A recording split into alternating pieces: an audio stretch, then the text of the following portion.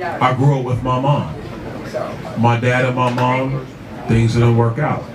As an adult, I look at my father and I say, bro, I don't know what happened, but you my father and I love you. Wow. I don't know what happened. I wasn't there. Wow.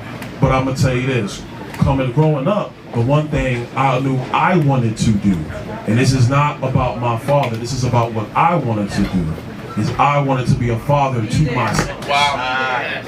And so one of the things that's actually happening in our culture, which you're now starting to see in our politics, is the reinvigoration of black families with younger black men and black women.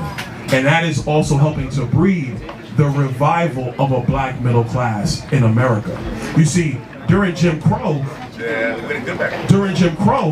the black family was together. That's right. During Jim Crow, more black people were not just conservative, because black people always have been conservative minded, but more black people voted conservatively. And then HEW, Lyndon Johnson, and then you go down that road, and now we are where we are. What's happened in America the last 10 years, and I say it because it's my contemporaries, it's Wesley's contemporaries, you're starting to see more black people be married in homes, raising kids. It's when you home with your wife raising your kids, and then you look at the world, you're saying, now wait a minute, time out. This does not look right. How can I get something to my kids? It goes back to the conversation of generational wealth. Not just having a job, generational wealth. I'm looking at my kids, how can my kids be on my shoulders when they take off in life? That's what's happening.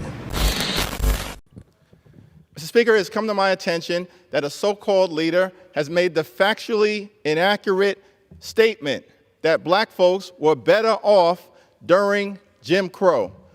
That's an outlandish, outrageous, and out-of-pocket observation. We were not better off when a young boy named Emmett Till could be brutally murdered without consequence because of Jim Crow. We were not better off when black women could be sexually assaulted without consequence because of Jim Crow. We were not better off when people could be systematically lynched without consequence because of Jim Crow. We were not better off when children could be denied a high-quality education without consequence because of Jim Crow. We were not better off when people could be denied the right to vote without consequence because of Jim Crow. How dare you make such an ignorant observation? You better check yourself before you wreck yourself. I yield back.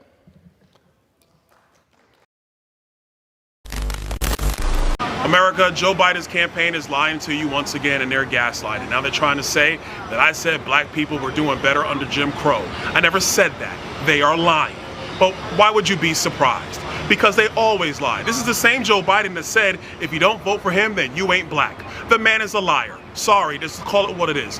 What I said is that you had more black families under Jim Crow. And it was the Democrat policies under HEW, under the welfare state, that did help to destroy the black family. That's what I said. And I also said you're seeing a reinvigoration of black families today in America. And that is a good thing. So don't listen to the lies from the Biden administration. I know what I said, and I'll say it straight to camera. They got to run to the Philadelphia Inquirer to move their lies. Joe Biden does not care about black people. He never has. He cares about power. First, second, and third. They can go somewhere with all that. See ya. Flashback.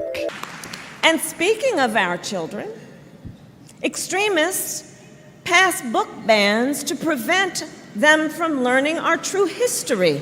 Book bans in this year of our Lord 2023. And while they do this, check it out.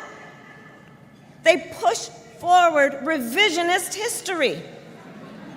Just yesterday in the state of Florida, they decided middle school students will be taught that enslaved people benefited from slavery. They insult us in an attempt to gaslight us, and we will not stand for it.